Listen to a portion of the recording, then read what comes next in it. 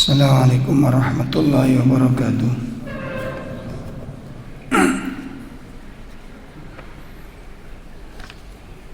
Alhamdulillahirabbil alamin.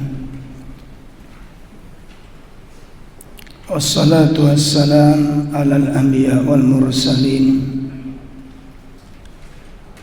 wa ala alihi wa ashabihi wa man tabi'ahum bi ihsanin ila yaumiddin.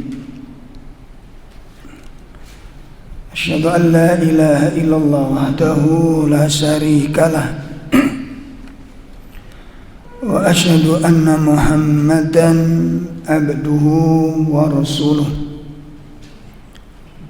Ya ayyuhalladzina amanu taqullaha haqqa tuqatih wa la tamutunna illa wa antum muslimun.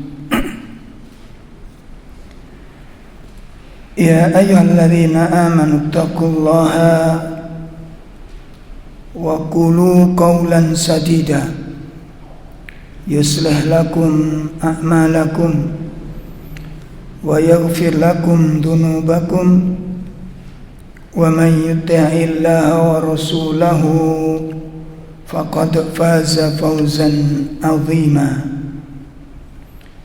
Fa inna asdaqal hadits kitabullah wa khairal hadi hadi Muhammadin sallallahu alaihi wasallam wa syarrul umur muhdatsatuha wa kullu muhdatsatin bid'ah wa kullu bid'atin dhalalah wa kullu dhalalatin finnar. Ikhwatul iman rahimani wa rahimakumullah, bapak-bapak serta ibu-ibu jamaah majelis taklim yang semoga dimuliakan Allah Subhanahu wa taala. Pertama, kita bersyukur kepada Allah taala yang mana Allah memberikan kesempatan kepada kita untuk memperbaiki diri, kesempatan untuk menambah ilmu dan wawasan kita terhadap keislaman kita ini. Kita sangat berharap agar waktu yang masih tersisa ini bisa kita pergunakan dengan sebaik-baiknya untuk memperbaiki ibadah kita kepada Allah Subhanahu wa taala. Ikhwatul iman rahimani wa rahimakumullah.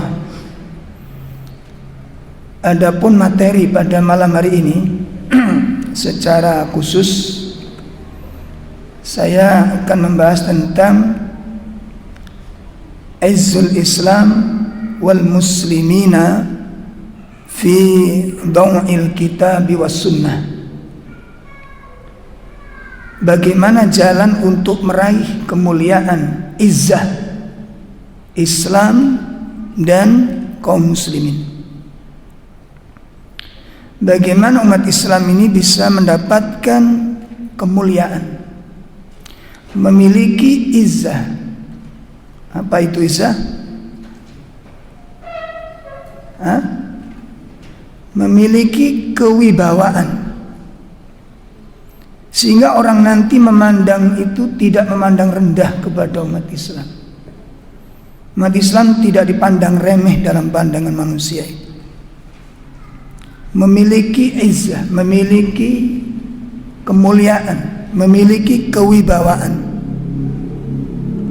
sehingga umat Islam ini adalah umat yang tinggi, sebagaimana disebutkan oleh Nabi SAW, al-Islam ya'lu wa la yu'la. Islam itu tinggi dan tidak ada yang mengungguli tentang ketinggian Islam ini. Nah, sementara yang dikatakan Nabi ini adalah syariat Islamnya, tapi bagaimana dengan umatnya? Ya, kita bisa saksikan hari ini bagaimana umat Islam, sebagaimana kami nukil di dalam kitab Limada ya ikhtar manhaj salaf. Mengapa kalian kita harus memilih manhaj salaf?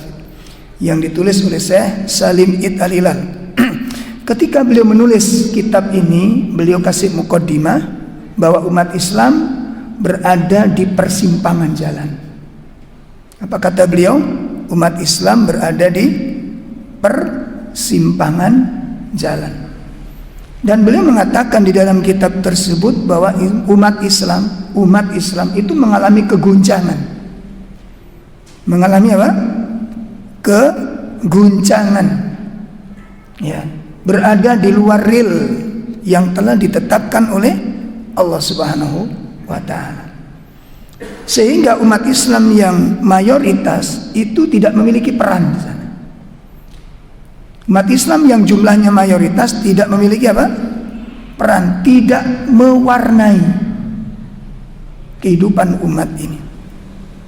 Sehingga inilah kemudian menjadikan umat Islam lemah, terlantar, dan kita bisa saksikan jumlah yang mayoritas itu tercerai-beraikan, terporak-porandakan di dalamnya. Dan itu bisa kita saksikan bagaimana kaum muslimin secara kebanyakan dan generasinya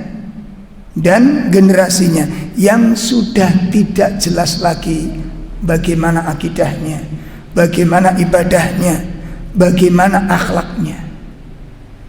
Ya. Kalau antum setiap hari ada di dalam masjid Idul Fitri, mungkin tidak antum temukan hal yang aneh-aneh itu.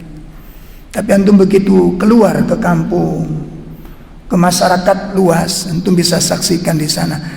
Sekarang ini di kampung-kampung itu, ya, di kampung-kampung ini sudah banyak anak-anak yang remaja usia SMP, SD kelas 6 bahkan kelas 3 itu sudah minum khamr.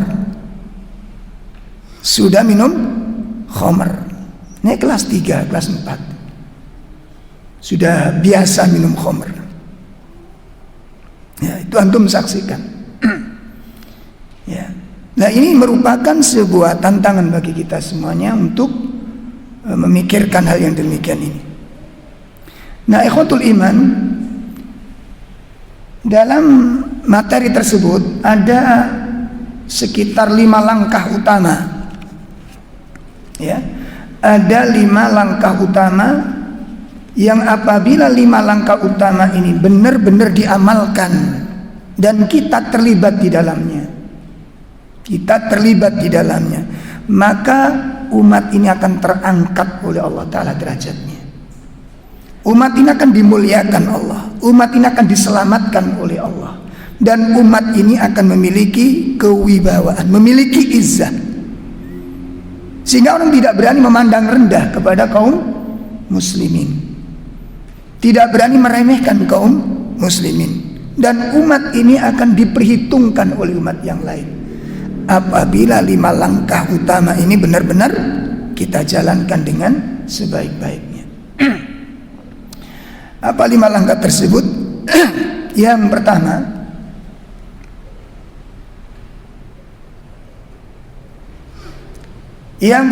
adalah kathratul istighfar wat taubah. Kathratul istighfar wat taubah. Langkah yang pertama adalah kita memperbanyak permohonan ampun kepada Allah. Ya, permohonan ampun kepada Allah dan memperbanyak pertaubatan kita kepada Allah Subhanahu wa taala. Nah, ya ikhwan rahimani wa rahimakumullah, mungkin tersirat di dalam pikiran kita. Jadi kalau ada perintah istighfar, perintah taubat, itu ditujukan kepada pelaku maksiat. Ya, ini seakan-akan ditujukan kepada siapa? Pelaku maksiat. Sedangkan kita yang sudah istiqomah di atas sunnah ini, seakan-akan kurang pas kalau materi ini ditujukan kepada kita, karena kita bukan pelaku. Kita bukan pelaku apa? Maksiat. Ayo ikhwah, para ulama ketika membedah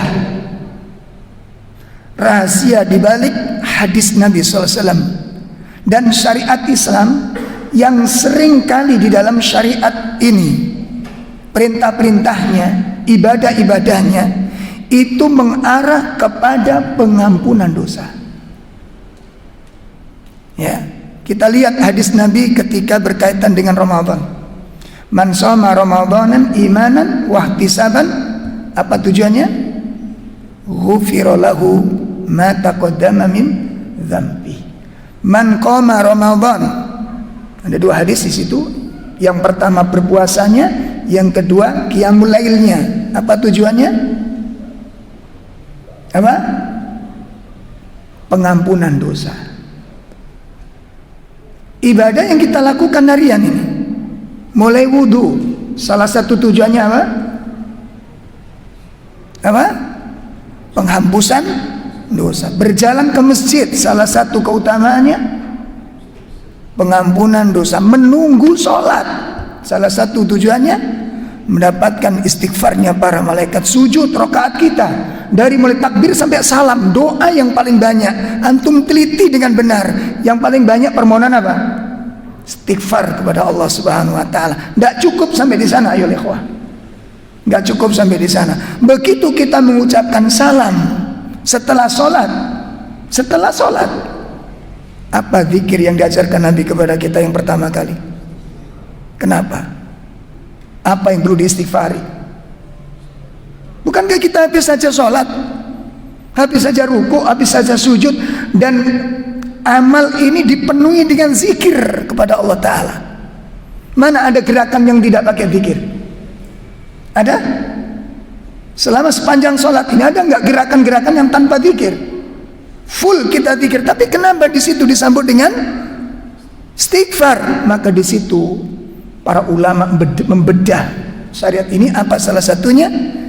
Yang perlu diistighfari adalah kesalahan-kesalahan kita yang tidak optimal di dalam melakukan ketaatan. Ternyata di dalam ketaatan ada sebuah kesalahan yang kita lakukan. Bisa dipahami? Di dalam ketaatan kita,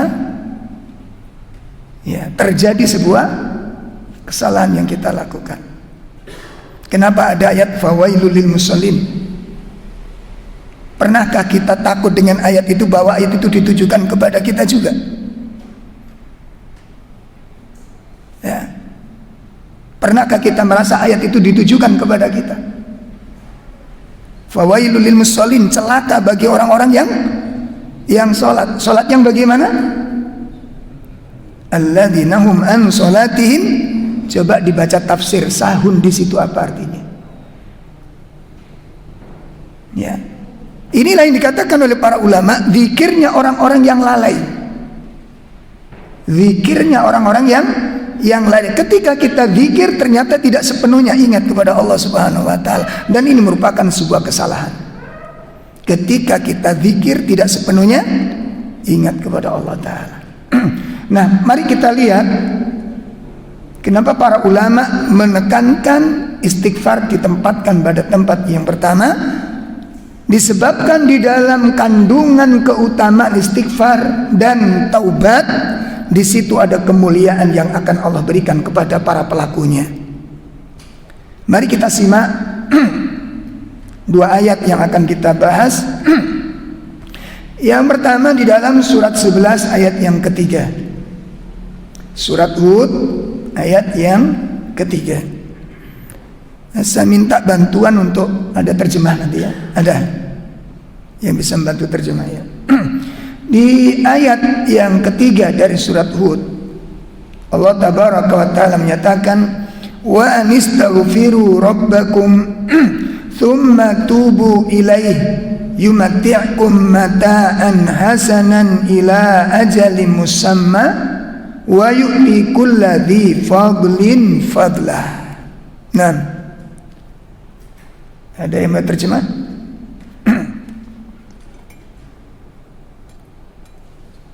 Ada, silakan.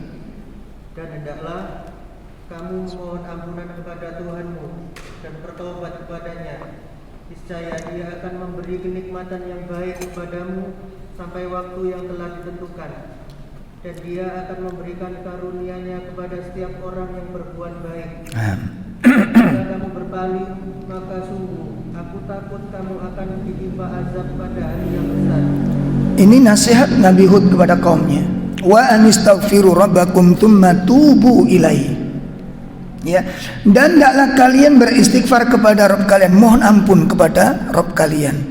Setelah itu apa? Lanjutkan dengan taubat kepada Allah. Lanjutkan dengan pertaubatan kepada Allah Subhanahu wa taala. Nah, kalau dua amal ini sudah dilakukan dengan benar. Nah, ayo ikhwah, sebelum saya lanjutkan pembahasan ayat, ya, kita yang tiap hari penuh dengan amal soleh, pagi kita isi dengan zikir, sore kita isi dengan zikir, siang kita isi dengan zikir.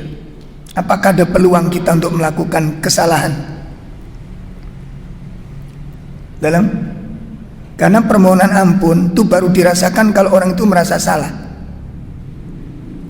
Bagaimana orang akan mohon ampun dengan benar dan butuh dia tobat kepada Allah kalau orang tidak merasa bersalah? Dan mungkin di sini kedalaman kita perlu diungkapkan. Nanti antum buka di dalam kitab Situd Duror bagaimana ulama-ulama sunnah menempatkan dirinya, memposisikan dirinya. Salah satu nasihat yang mulia kita ambil dari seorang ulama besar, Imam Ibnu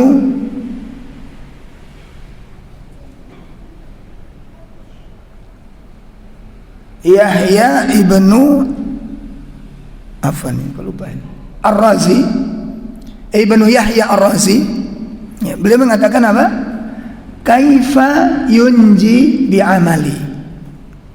Bagaimana aku akan diselamatkan dengan amal-amalku ini? Bagaimana saya akan diselamatkan oleh amal-amal saya? Inna, sesungguhnya kami, kata beliau, bainal hasanat was sayyi'ah. Ya Allah, sesungguhnya kami ini berada di antara dua keadaan. Kadang-kadang berbuat baik, kadang-kadang berbuat buruk. Ini pernyataan beliau. Coba satu kalimat ini saja kita renungkan. Kira-kira kita ini benar nggak berada kadang-kadang baik, kadang-kadang buruk? Hah? Atau kita mungkin satu minggu maksum? Maksum, Masya Allah. Jadi satu minggu kita jadi nabi ini. Ada nggak yang merasa satu minggu nggak pernah salah? Berani menyatakan sebuah kesalahan itu adalah kecerdasan seorang muslim. Yang disinilah kita kadang-kadang nggak butuh banyak istighfar. Dari sikap ini, di mana kita tidak merasa bahwa kita kadang-kadang salah, sehingga di sini lemahnya istighfar dan lemahnya taubat kita kepada Allah Subhanahu Wa Taala. Sementara ulama-ulama sekali berbeliau, bahkan ada seorang ulama tabi'in, seorang ulama tabi'in yang punya silsilah dengan Nabi SAW, nyambung silsilah dengan Nabi SAW. Ketika dikunjungi muridnya, ditanya oleh muridnya, kaifa ya syekh, kaifa asbahta ya syekh, bagaimana kabar anda wahai syekh? Ya, Imam Ibnu Husaim ditanya oleh murid, bagaimana kabar anda pagi ini? Apa kata beliau? Asbahtu dhaifun wa madhnubun. Pagi ini aku dalam keadaan lemah dan dipenuhi dengan dosa-dosa. Kira-kira dosanya apa? Apa enggak sholat malam beliau? Kira-kira aja. Sholat malam enggak kira-kira? Sholat witir enggak kira-kira? Zikir malam enggak kira-kira? Jamaah subuh enggak kira-kira? Zikir pagi petang enggak kira-kira? Tilawah Quran enggak kira-kira? Itu dilakukan. Tapi dosanya di mana? Beliau mengatakan bahwa hari ini pagi ini aku lemah dan penuh dengan dosa. Sementara kalau kita ditanya kira-kira gimana jawabannya? Alhamdulillah khair. Selamat dari dosa kita. Mungkin benar kita memang menjadi orang-orang yang maksum pada saat ini. Ya, sampai 3 hari nggak pernah melakukan salah, sehingga tidak perlu adanya kekuatan istighfar dan taubat. Ya, Masya Allah. Nah ini, makanya beliau mengatakan, Nabi Hud mewasiatkan kepada kaumnya, wa anistaghfiru rabbakum tsumma tubu ilaihi. Nah, kalau 2 amal ini sudah kamu lakukan dengan benar, yumatti'kum mata'an hasanan ila ajalin musamma. 1, kami akan berikan kenikmatan-kenikmatan yang baik kepadamu sampai pada waktu yang ditentukan. Wa yu'ti kulli dzi fadlin fadlah, dan kami akan berikan ya kebaikan-kebaikan yang banyak, keutamaan-keutamaan pada setiap orang yang berbuat kebaikan. Ini salah satu keutamaan yang Allah berikan kepada pelaku-pelaku yang banyak istighfar dan bertobat kepada Allah. Berikutnya bisa kita simak ayat 52. Ayat 52, surat yang sama, surat Hud. Nabi di sana menyebutkan kembali, Nabi Hud mengingatkan kepada kaumnya di dalam peristiwa yang lain. Wa ya qaumi astaghfiru rabbakum tsumma tubu ilaihi yursilis samaa'a 'alaikum midrara wa yazidkum quwwatan ila quwwatikum. Nah, ada terjemah, silakan. Dan Hud berkata, wahai kaumku, mohonlah ampun pada Tuhanmu, lalu bertobatlah kepadanya. Niscaya Dia menurunkan hujan yang sangat deras. Dia akan menambahkan kekuatan di atas kekuatanmu, dan janganlah kamu berpaling menjadi orang yang berdosa. Allah mengatakan, mengkisahkan tentang Nabi Hud, membicarakan kepada kaumnya, ya kaum, astaghfiru rabbakum tsumma tubu ilaihi, kembali beristighfarlah kamu kepada Rabbmu dan bertobatlah kamu kepadanya. Allah akan berikan karunia yang besar di sana. Apa itu? Yursilis samaa'a 'alaikum midrara. Allah akan turunkan hujan yang deras untuk menyuburkan ladang-ladang kalian dan menambah rezeki-rezeki kalian. Tidak cukup Nabi di sana. Apa kata beliau? Wa yazidkum quwwatan ila quwwatikum. Allah akan tambahkan kepadamu kekuatan di atas kekuatan. Allah akan tambahkan apa? Kekuatan setelah kamu diberikan kekuatan oleh Allah. Ini yang dikatakan izzah, kemuliaan, kewibawaan, kekuatan Allah akan berikan kepada hamba-hamba yang datang kepada Allah dengan beristighfar dan datang kepada Allah sebagai orang yang bertaubat kepada Allah Subhanahu wa taala. Ikhwatul iman, apa korelasinya? Ini yang paling penting, apa korelasinya? Mencapai izzah dengan istighfar. Apa hubungannya? Yang menjadi hubungan ini, bagaimana seorang muslim mendapatkan izzah kemuliaan dengan beristighfar dan taubat. Karena semua kehinaan dan kehancuran, semua kehinaan, kerendahan dan kehancuran itu disebabkan karena kemaksiatan dan kedurhakaan. Ini korelasinya di sana. Mari kita pelajari, dan ini kita nukil di dalam kitab Ad-Da'wa Dawa oleh Imam Ibnu Qayyim di dalam bab Ad-Dunub wa Atharuhu. Nanti bisa dibuka di sana, dosa-dosa dan dampak buruknya. Beliau menukilkan pertama,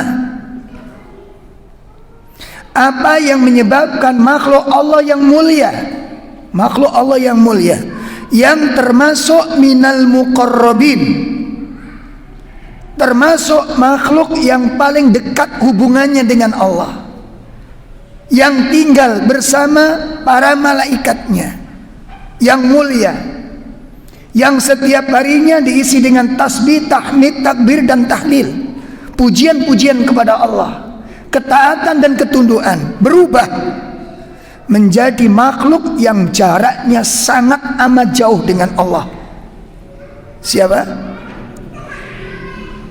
Siapa? Iblis laknatullah. Apa yang menyebabkan dia terjatuh? Yang jaraknya dia orang hamba yang paling jauh hubungannya dengan Allah.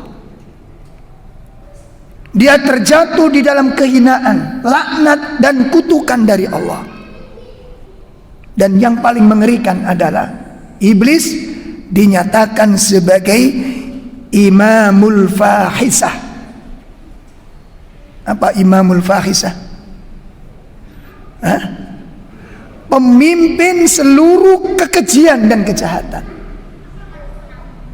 Wa imamud dhalal, dan pemimpin seluruh kesesatan. Bagaimana makhluk yang mulia ini menjadi pemimpin kesesatan, pemimpin kezaliman, pemimpin kekejian, dan dia menyebarkan genderang permusuhan dengan hamba-hamba Allah yang lainnya. Tidak lain disebabkan karena kemaksiatan yang dilakukan kepada Allah. Kemuliaan hilang, kewibawaan hilang, kehormatan dicabut oleh Allah Ta'ala. Ini makhluk yang paling dekat dengan Allah, yang punya hubungan spesial dengan Allah Ta'ala, yang setiap hari dia melantunkan tasbih, tahmid, takbir.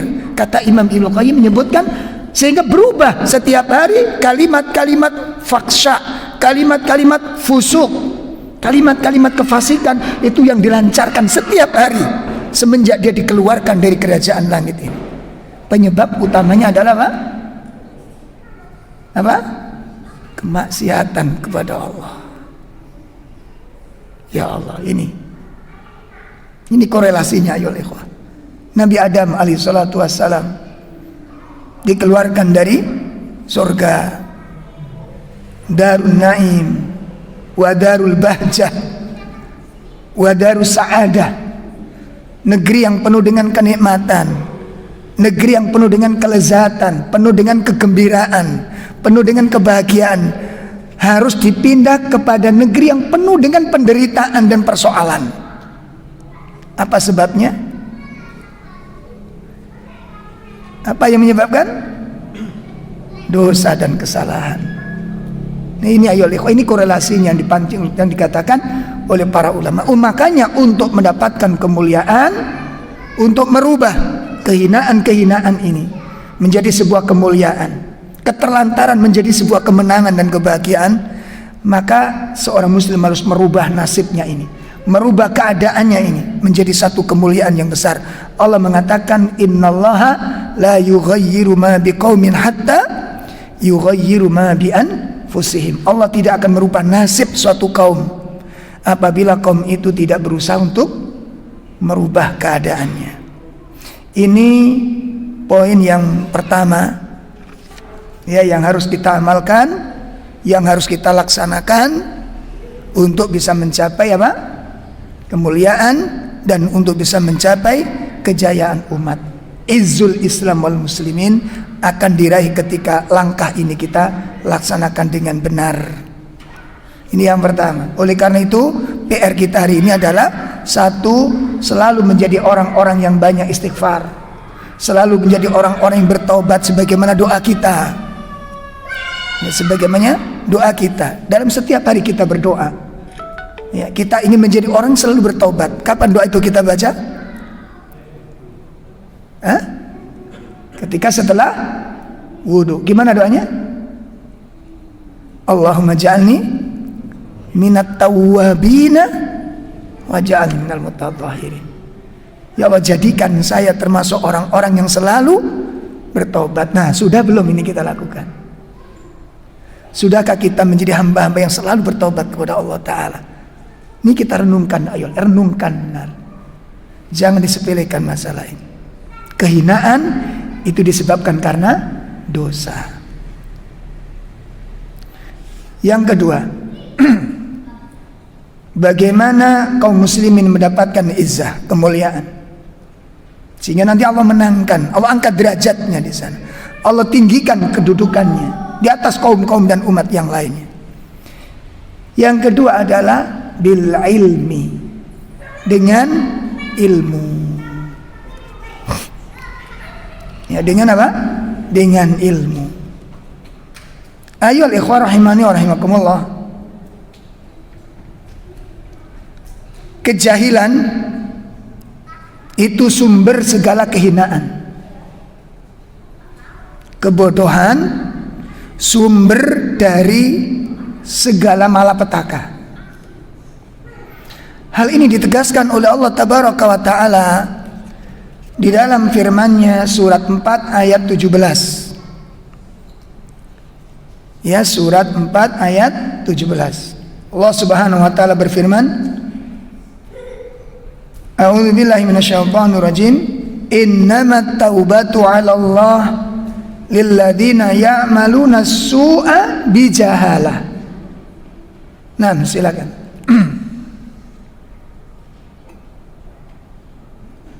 Ya, surat 4 ayat 17. Sesungguhnya bertobat kepada Allah itu hanya pantas bagi mereka yang melakukan kejahatan karena tidak mengerti. Kemudian segera bertobat.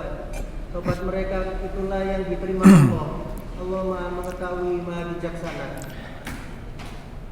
Sesungguhnya taubat kepada Allah Subhanahu wa taala hanyalah pantas dilakukan oleh orang-orang yang melakukan kejahatan disebabkan apa?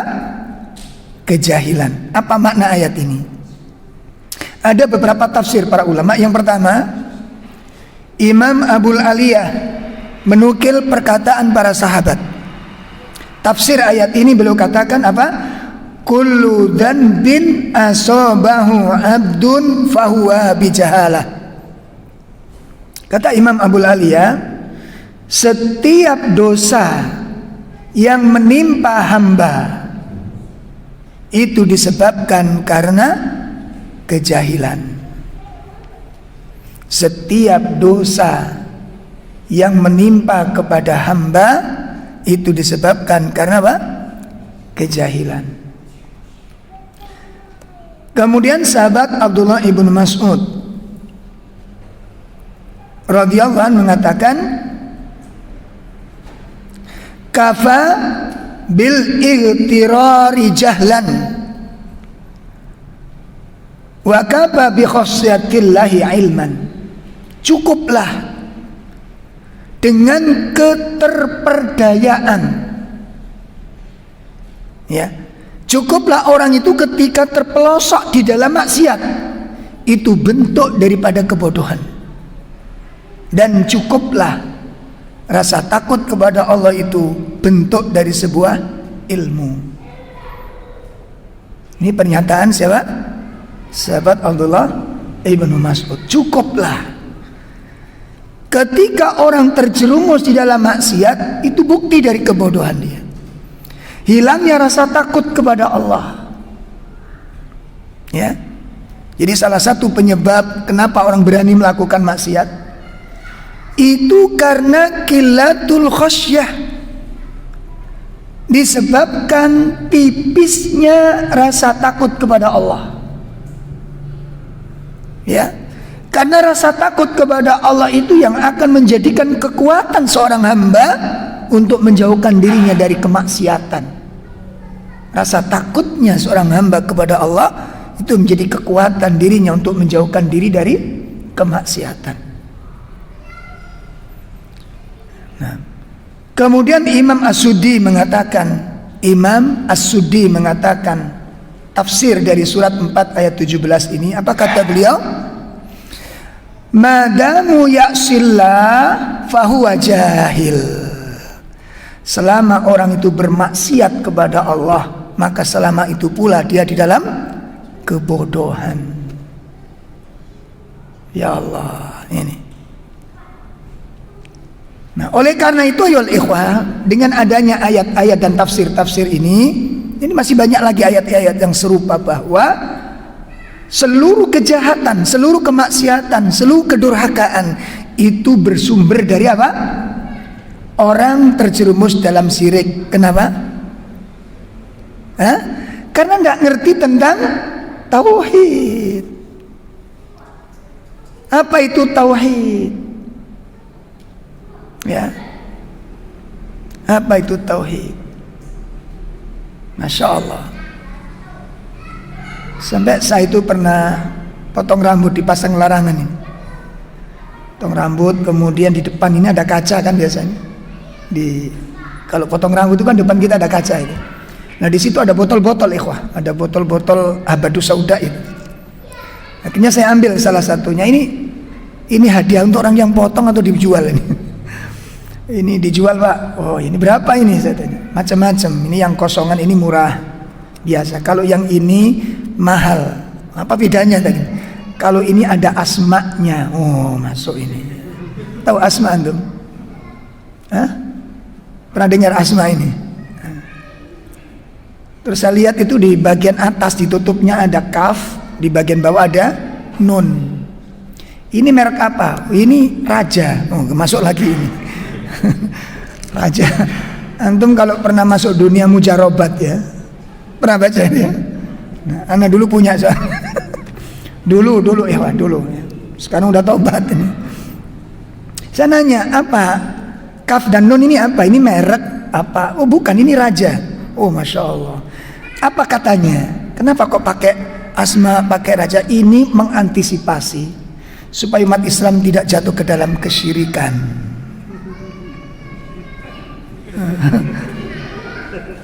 Ini mengantisipasi agar umat Islam tidak terjatuh dalam syirikan.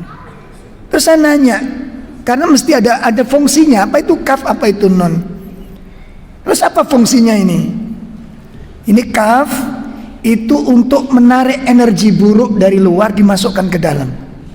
Nun itu nyedot energi negatif dari dalam tubuh dikeluarkan ke dalam tubuh. Saya nyeletuk, saya baru kali ini dengar kaf dan nun itu bisa nyedot. Saya bilang gitu.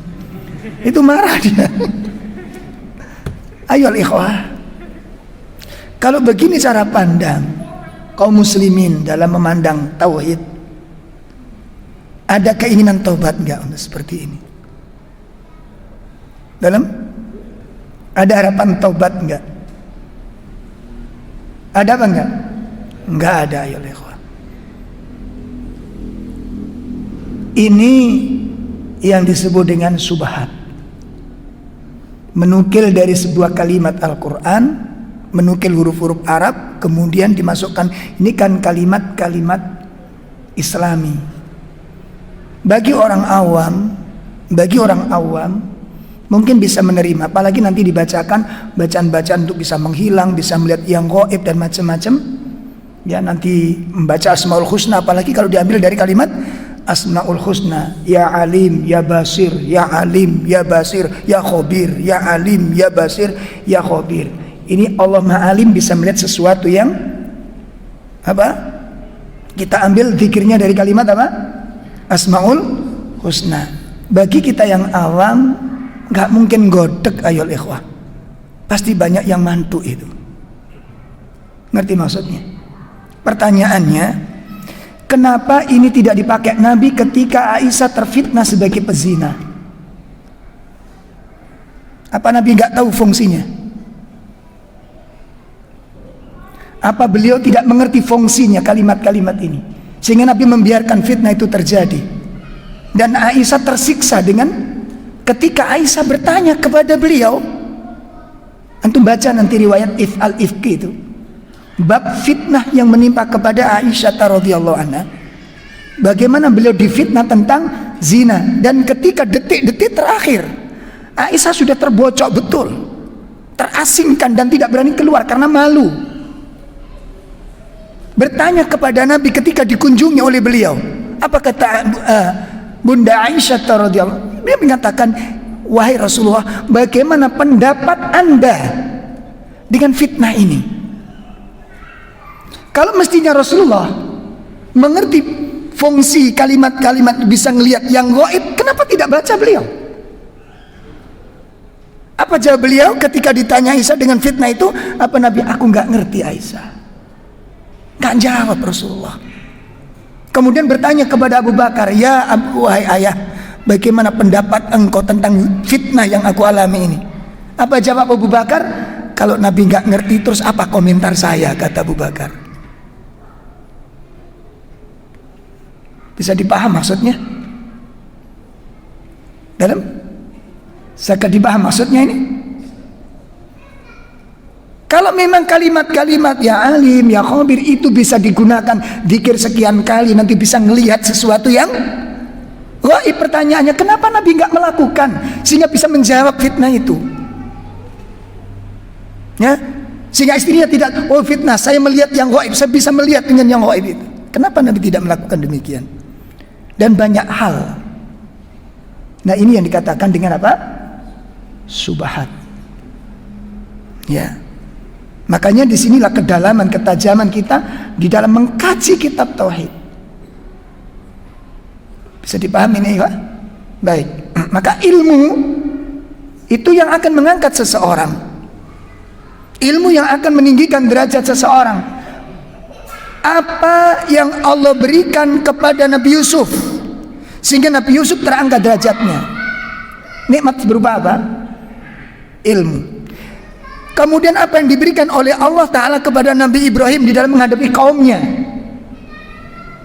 Ya, apa yang Allah berikan kepada Nabi Ibrahim untuk menghadapi kaumnya? Sebagaimana disebutkan di dalam surat 6 ayat 83. Mari kita simak. Surat 6 ayat 83. Sudah ketemu nih? Ya, silakan. Dan itulah keterangan kami yang kami berikan kepada Ibrahim untuk menghadapi kaumnya. Kami tinggikan derajat siapa yang kami kehendaki. Sesungguhnya Tuhanmu Maha Bijaksana, Maha Mengetahui. Para ulama ahli tafsir menyampaikan tafsir dari ayat narfa'u darajatim man nasya'. Narfa'u, kami angkat, darajatin, beberapa derajat tingkatan, siapa saja yang kami kehendaki. Itu tafsirnya adalah bil ilmi. Kami angkat umat itu dengan apa? Dengan ilmu. Nabi Daud alaihissalatu wassalam, Raja Tolut, apa yang Allah anugerahkan kepada beliau-beliau ini? Untuk mengangkat derajat dan kemenangannya menghadapi musuh-musuhnya. Kenikmatan berupa apa? Ilmu, ayyuhal ikhwah, ilmu.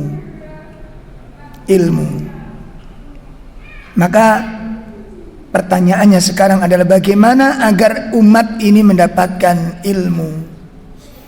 Maka saya mengajak kepada teman-teman sekalian, termasuk para ummahat, ibu-ibu, ya, kalau bisa jadikan diri kita ini sebagai peluru-peluru dakwah sunnah. Bagaimana caranya? Ibu-ibu bisa mendalami pembahasan tahsin. Sekarang ada pembelajaran tahsin, tilawatil Quran. Perdalami ibu.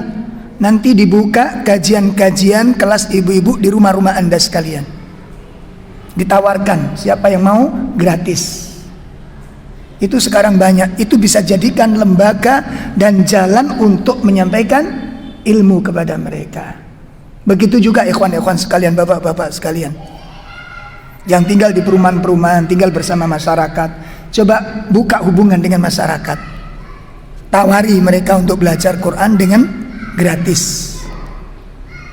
Ya, ini cara untuk menyebarkan ilmu dan sunnah. Ayo ikhwah, saya sudah di dalam salah satu risalah khutbah Jumatnya, fitnah terbesar yang hari ini menimpa kaum muslimin, musibah paling besar dan paling mengerikan hari ini yang menimpa kaum muslimin, apa kata beliau? Kelalaian. Ya, ini saya baca di dalam salah satu risalah khutbah Jumat beliau. Jadi musibah terbesar yang paling buruk yang Allah timpakan kepada umat Islam hari ini adalah apa? Umat Islam dilanda kelalaian. Nah sekarang obat dari kelalaian itu apa? Dengan apa Pak? Ilmu dan nasihat. Ilmu dan nasihat. Kemudian Allah menjanjikan dengan ilmu Allah angkat derajatnya, surat 58 ayat 11. Surat 58 ayat 11. Ya. Di pertengahan ayat Allah katakan apa? Yarfa'illahu alladhina amanu minkum walladhina utul ilma darajat. Nah, Allah Subhanahu wa taala mengangkat orang-orang yang beriman dan orang-orang yang berilmu beberapa derajat. Allah angkat derajatnya. Allah tinggikan kedudukannya dengan ilmu. Dengan ilmu. Oleh karena itu ayo ikhwah, komitmen kita, makanya saya mengajak kepada antum sekalian untuk menjadi peluru-peluru dakwah dari tempat-tempat yang majelis-majelis kecil. Kita buka kajian-kajian untuk anak-anak, remaja-remaja. Ya, coba antum buka, nggak usah banyak-banyak orang, 4 orang, 2 orang, 3 orang, sudah mulai di tempat antum. Ya, barangkali selama ini nggak terfikir oleh kita, coba mulai sekarang dipikirkan itu. Di mana peran antum di tengah masyarakat, keterlibatan antum di dalam amar ma'ruf nahi mungkar ini. Ambil bagian untuk sampainya ilmu ini kepada umat. Ayo ikhwah. Jadi kalau kita kumpulkan Pak Nggih Ibu, umat yang mau ngaji dengan yang tidak ngaji itu banyak mana ikhwah? Udah nggak usah dijawab, nggak usah dipikir macam-macam, nggak usah terlalu jauh mikirnya gitu kan? Lebih banyak yang belum mempelajari dengan yang sudah. Kenapa di sini kita pertanyaannya? Salah satu sebabnya adalah lemahnya dakwah sunnah kita ini, kurangnya dai-dai sunnah. Ya, sampai kami kemarin, masya Allah, ya, ketika kami ke pelosok-pelosok daerah-daerah terpencil, itu masya Allah. Anak kelas SMP kita tanya bagaimana doa habis wudhu, nggak bisa. Doa habis wudhu nggak bisa, doa keluar rumah nggak bisa. Ternyata saya tanya ustadznya, Ustadz kok belum ada yang bisa doa-doa sama sekali ini Ustadz? Apa jawabnya? TPQ-nya baru berjalan 3 bulan. Jadi selama ini sebelum itu belum ada apa? Nggak ada taklim sama sekali di situ. Ya Allah, makanya tolong mas-mas yang apa masih bujang atau ini saya lihat keluarga-keluarga yang masih muda-muda ini ya, tolong perdalam taksinnya, ibu-ibu perdalam taksinnya. Kemudian apa? Membuat majelis-majelis kecil, bentuk majelis-majelis kecil. Para suami tolong didukung istrinya, tolong didukung istrinya. Untuk apa? Menjadi jembatan tersebarnya dakwah sunnah ini kepada umat. Ini kalau menyebar ayyuhal ikhwah, apabila ilmu dan dakwah sunnah ini menyebar, kemuliaan akan Allah berikan kepada umat ini. Selama umat ini dalam kejahilan, kemuliaan tidak akan bisa diperoleh. Ya, kemuliaan tidak bisa kegelapan tidak bisa diungkapkan, tidak bisa disembuhkan kecuali dengan ilmu. Baik, nanti akan kita lanjutkan setelah adzan ya, karena sudah masuk isya. Nanti kita lanjutkan setelah dikumandangkan adzan.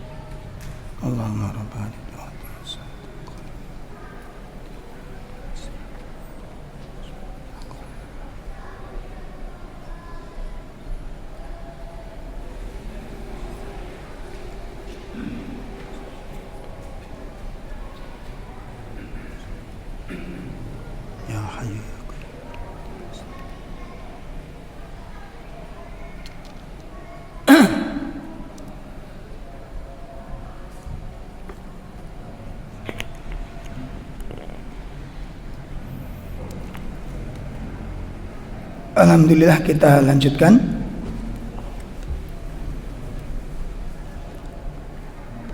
Jadi langkah kedua untuk bisa mengangkat derajat, menggapai kemuliaan umat adalah dengan apa? Dengan ilmu. Nah, ini sekaligus ayol ikhwah untuk mengobati penyakit yang sekarang menimpa kepada kaum muslimin, baik itu penyakit syahwat maupun penyakit syubhat yang hari ini benar-benar menimpa kepada kaum muslimin. Ya, yang benar-benar menimpa kaum muslimin. Bermunculannya dai-dai yang mengerikan di dalam fatwa-fatwanya, ya, di dalam materi-materinya, di dalam keilmuan dan pemahamannya. Maka umat membutuhkan penerangan dan penjelasan dari kita semuanya ini. Maka untuk menyibak, untuk menjadikan penerang kepada umat dari gelapnya syahwat dan syubhat, maka tidak ada lain kecuali dengan apa? Dengan ilmu. Dan ini adalah metode yang diterapkan oleh Nabi SAW untuk menyelamatkan kerusakan dan kehinaan umat pada masa itu. Ya, ini metode dari Allah Subhanahu wa taala. Allah sebutkan di dalam surah Ibrahim pada ayat yang pertama, bagaimana metode Allah yang diberikan kepada Rasul yang mulia sallallahu alaihi wasallam untuk menyelamatkan umat ini. Apa metode dari Allah taala? Bagaimana cara Allah menyelamatkan hamba-hambanya ini? Allah turunkan dua kenikmatan. Allah anugerahkan kepada umat dua nikmat. Nikmat yang pertama, diutusnya Rasul. Nikmat yang kedua, diturunkannya apa? Al-Quran. Apa selesai sampai di sana? Enggak. Makanya Nabi diutus untuk menyampaikan risalah ini kepada umat. Seperti sekarang, umat Islam banyak nggak yang nggak punya Quran ini? Umat Islam punya Quran apa nggak di rumahnya? Tapi kenapa Quran itu tidak berguna di dalam dirinya, dalam kehidupannya? Karena nggak ada yang menyampaikan. Quran itu tidak ada yang mengajarkan kepada umat ini. Ini faktor kehinaan dan kerendahan umat ini. Kejahilan. Makanya untuk mendongkrak kejahilan ini, membebaskan belenggu-belenggu kehinaan dan keterbelakangan umat, maka tidak ada lain dengan apa? Ilmu. Mari kita simak surah 14 ayat yang pertama. Allah Subhanahu wa taala menjelaskan di sana alif lam ra. Ya, silakan dibaca terjemahnya.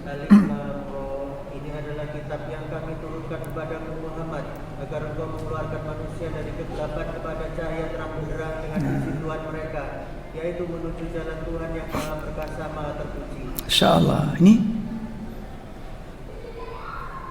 Allah turunkan Al-Quran ini kepada Muhammad untuk apa? Litukhrijan nas, agar engkau mengeluarkan manusia ini minad dulumat ilan nur. Ya, mengeluarkan manusia itu dari segala bentuk kezaliman, dari segala bentuk kegelapan. Dari segala bentuk kegelapan. Berarti kegelapan itu banyak. Hal itu sebagaimana disebutkan oleh Senasir As-Sa'di di dalam tafsir beliau, ketika beliau mentafsirkan dzulumat. Apa makna dzulumat di dalam ayat itu?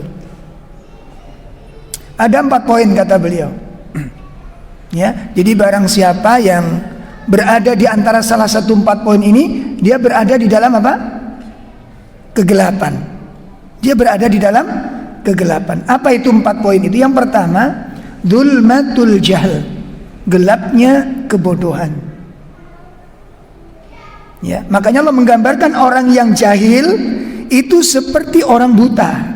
Dalam ayat yang lain Allah menggambarkan orang yang jahil seperti orang yang berada di dalam kegelapan. Ya.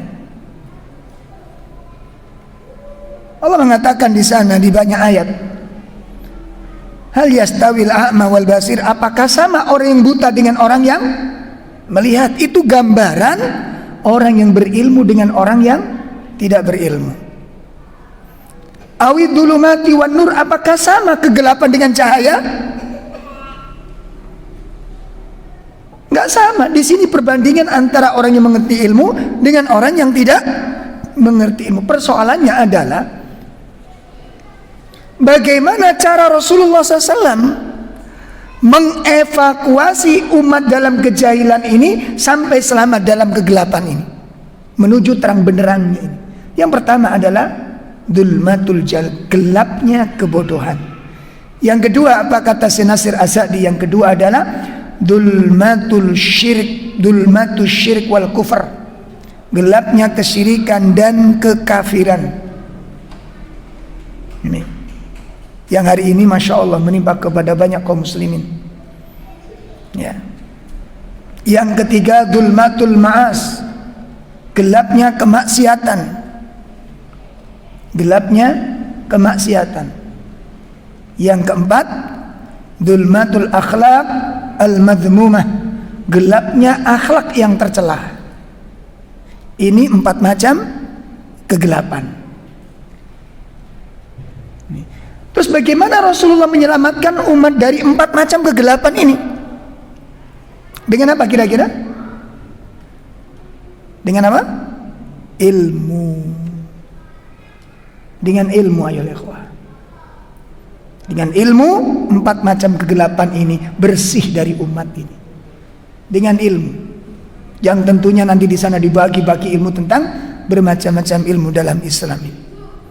Makanya kami sangat berharap dengan bantuan antum nanti. Ya, kalau kemarin tidak terfikir oleh antum sekalian, mulai sekarang coba dipikirkan ini. Ya, antum bisa terlibat di dalam dakwah sunnah ini. Mungkin melalui hal majelis-majelis kecil, jangan majelis-majelis besar. Majelis kecil seperti antum adakan seperti kajian-kajian remaja. Ya, di tempat-tempat antum mungkin ada beberapa anak yang bisa antum dekati. Makanya antum dengan orang itu harus mendekat, bukan menjauh. Ya, nanti bisa dibaca di dalam kitabnya Syekh Utsaimin tentang bagaimana ya tugas seorang muslim di dalam keterlibatan seorang muslim di dalam amar ma'ruf nahi mungkar ini.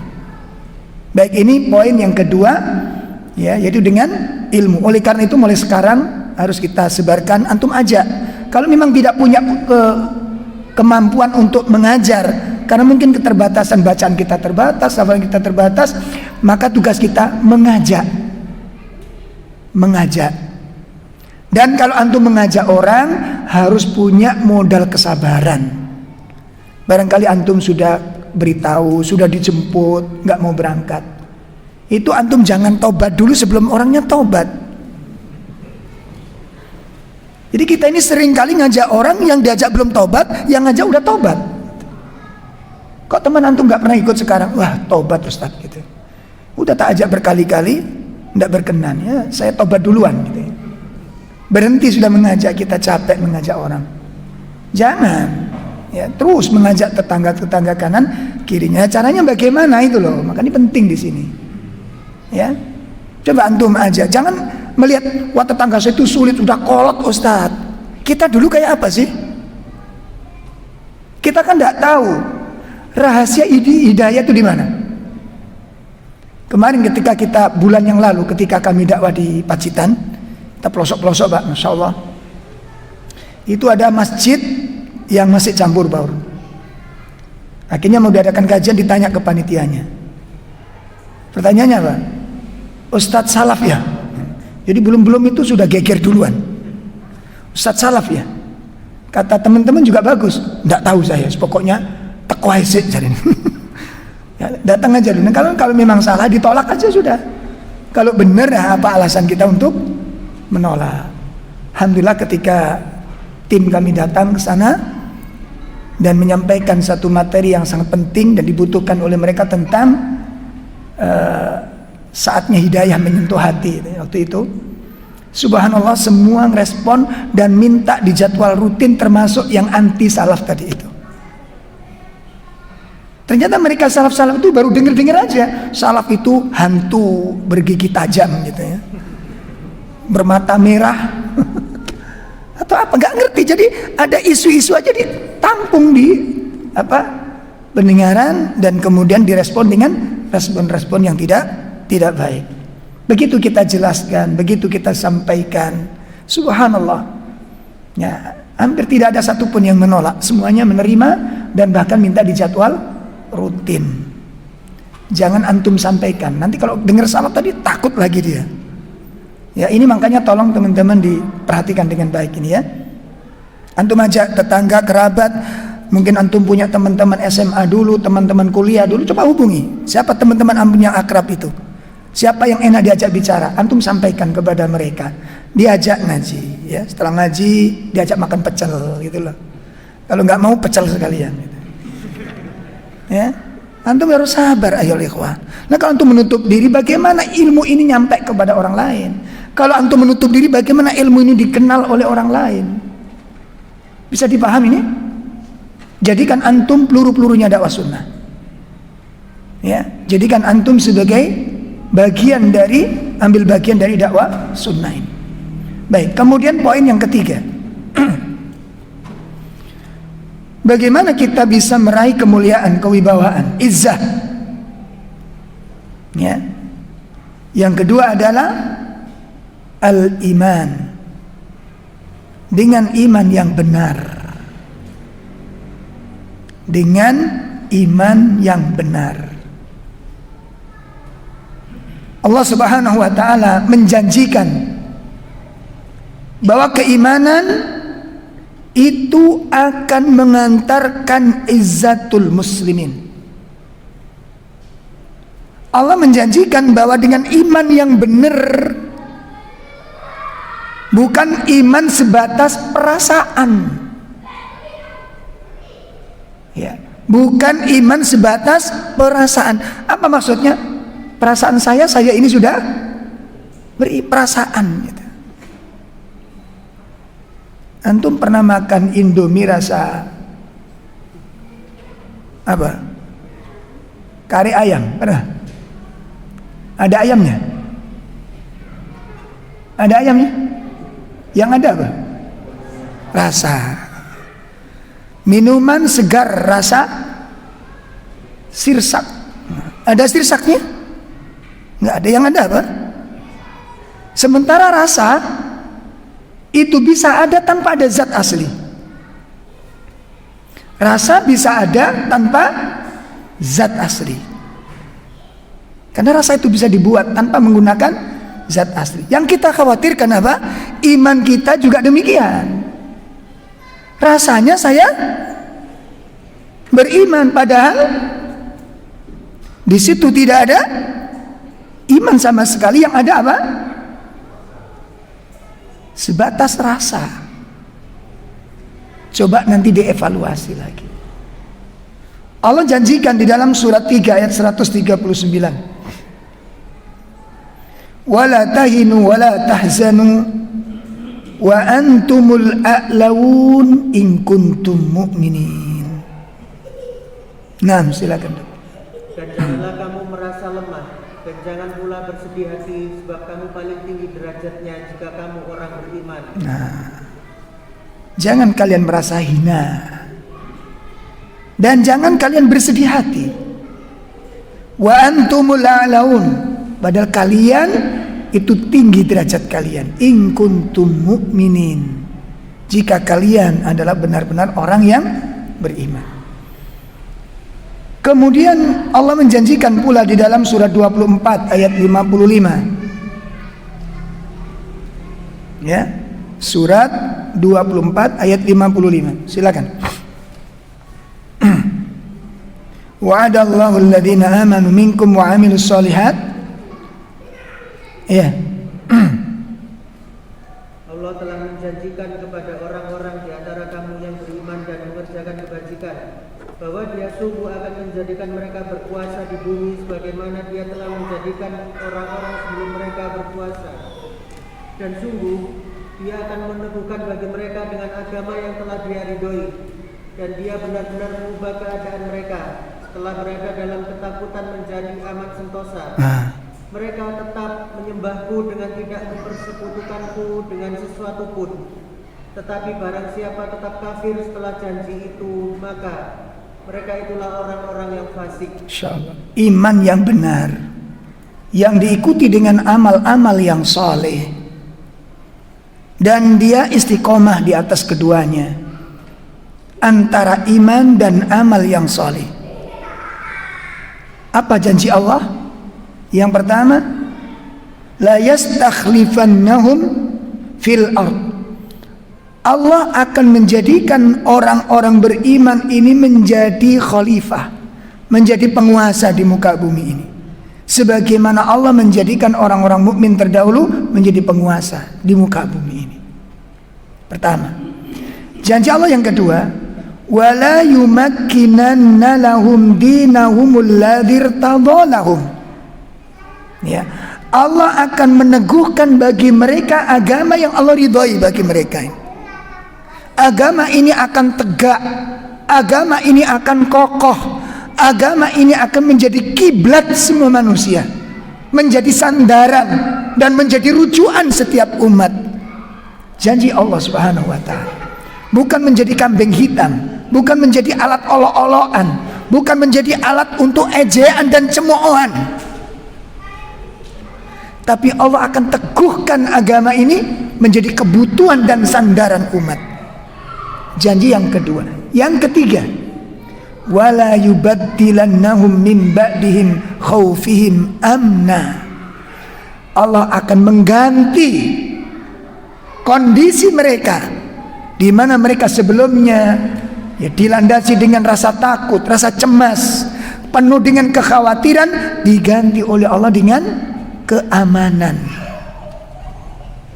Tidak ada kekhawatiran di hati mereka, tidak ada kecemasan menyelimuti mereka. Jiwa-jiwa mereka dipenuhi dengan apa? Rasa aman. Karena iman yang benar itu membawa keamanan. Iman yang benar itu akan mendapatkan rasa aman dari Allah Ta'ala. Sedangkan iman yang tidak benar itu dihantui dengan ketakutan-ketakutan dan kecemasan-kecemasan. Ya, termasuk diantara kita perlu nanti dievaluasi. Ada bapak-bapak, ibu-ibu, ya, tidak berani menambah anak. Ketika kita doakan, ini anak yang keberapa mas? Ini yang kedua Ustadz. Mudah-mudahan segera. Astagfirullah Ustadz. Maaf Ustadz, maaf. Jangan dulu Ustadz. Loh, kenapa? Jadi mau didoakan punya anak itu istighfar. Masya Allah, istighfar. Untung tidak dilanjutkan dengan taubatan nasuha. Apa yang ditakuti ternyata? Ayol ikhwah, apa yang ditakuti? Apa yang dicemaskan? Apa? Rizki. Rizki ayol ikhwah. Ada kekhawatiran. Akhi, antum yakin gak rezeki anak kita itu ditanggung Allah? Apa jawabnya? Lu yakin sih yakin Ustaz. Yakin sih yakin sama dengan apa? Ini keyakinan yang kita miliki. Ini ketawakalan yang kita miliki. Sampai di sini makanya nggak usah heran kalau umat tidak diangkat-angkat derajatnya, karena orang-orang yang merasa beriman pun masih perlu dipertanggungjawab, perlu dipertanyakan tentang derajat tingkat keimanannya kepada Allah Ta'ala. Makanya memiliki iman yang benar nanti dikaji di sini Pak ya luar. Iman yang benar tuh kayak apa gitu loh. Ya, makanya perlu dikaji tentang satu usulul iman. Dicari kitabnya Syekh Utsaimin. Usulul iman dicari, dikaji di sana. Ya, kemudian mempelajari tentang arkanul iman, rukun iman yang 6 itu. Bagaimana konsekuensi iman kepada Allah, konsekuensi iman kepada para malaikat, itu dipahami benar.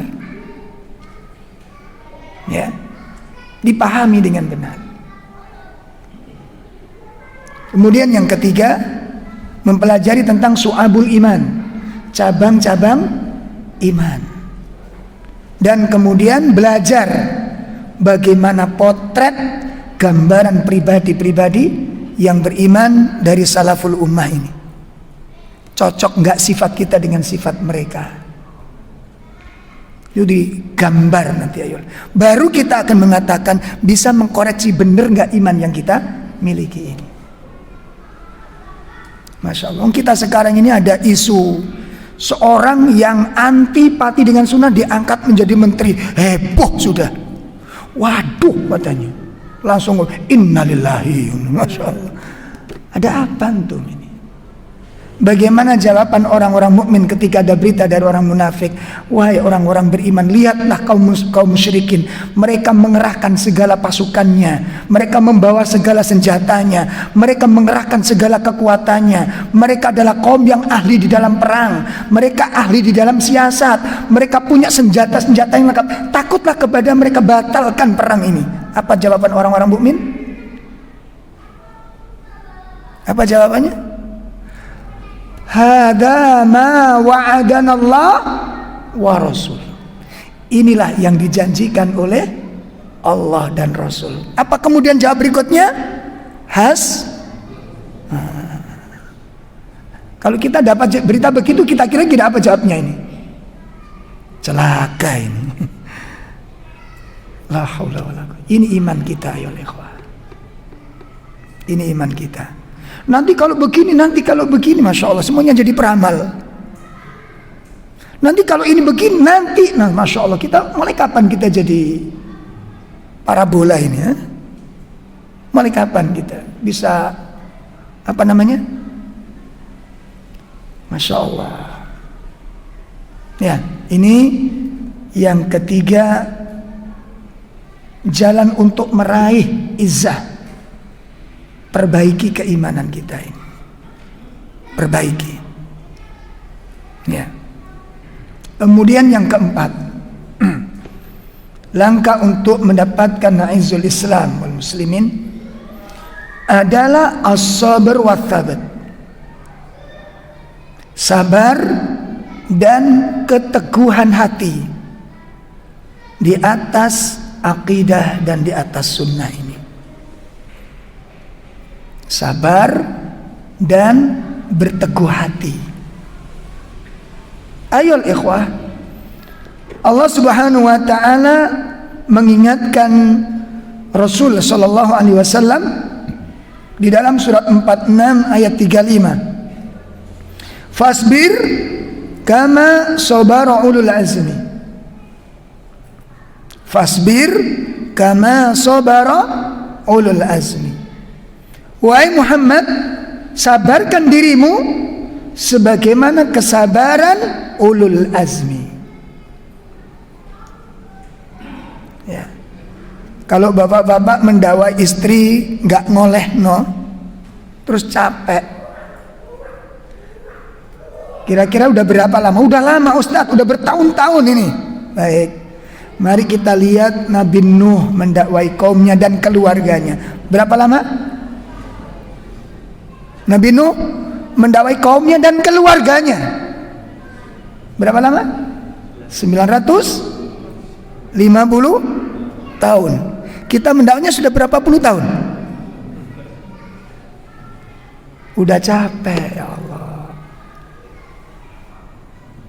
Astagfirullah. Ini makanya tolong ya, antum para duat, barangkali ada para duat, para dai. Kalau dakwah itu cari tempat-tempat yang juga membutuhkan dakwah. Kalau tempat yang sudah jadi enak, ayo ikhwah. Antum nggak teruji kesabarannya di mana?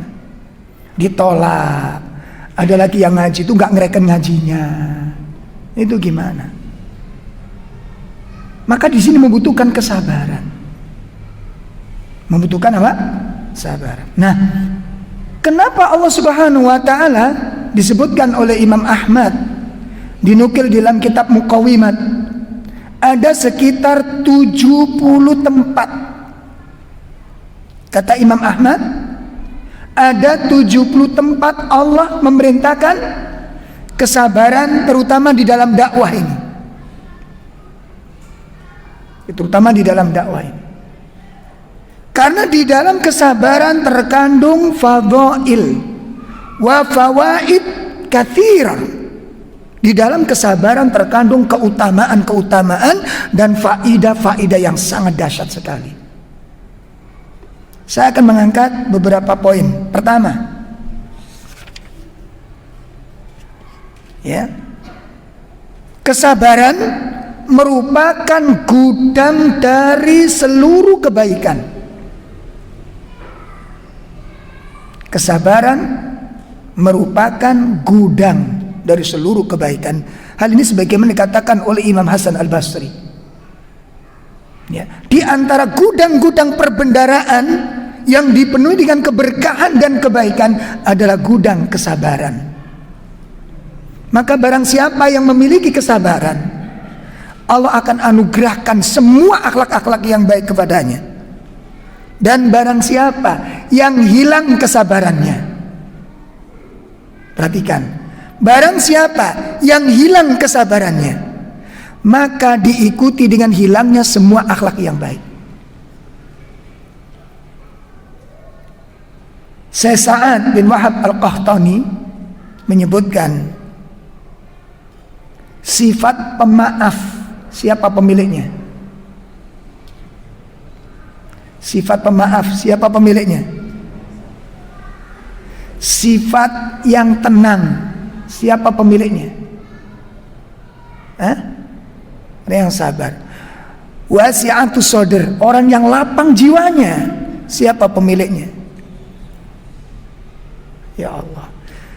Pelaku istiqomah, sifat istiqomah, siapa pemiliknya? As-sabr.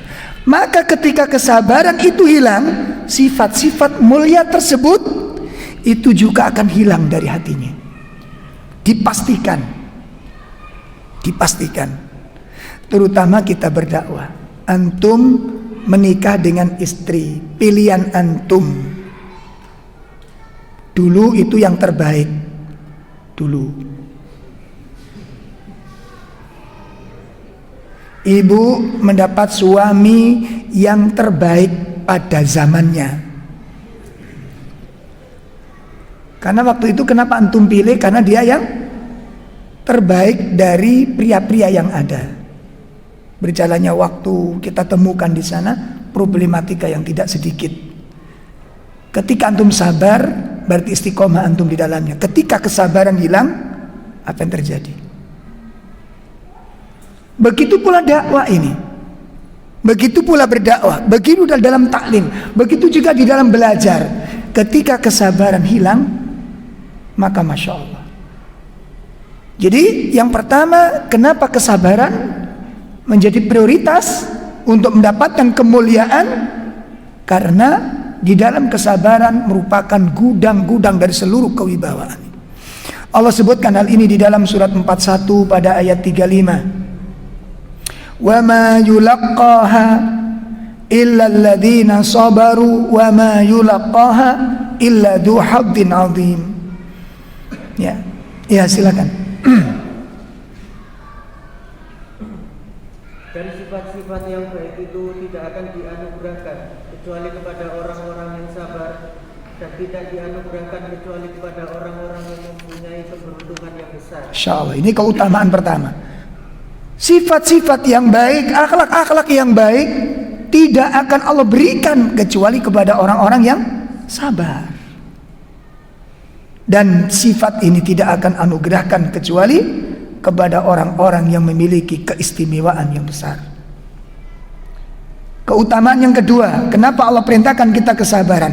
Karena dengan kesabaran kita akan diselamatkan dari segala tipu daya Awas, kalau kita takut bagaimana orang munafik, orang ateis, orang Syiah sekarang bergabung membuat konspirasi, membuat tipu daya, membuat tipu muslihat, itu tidak akan berlaku bagi orang-orang yang sabar.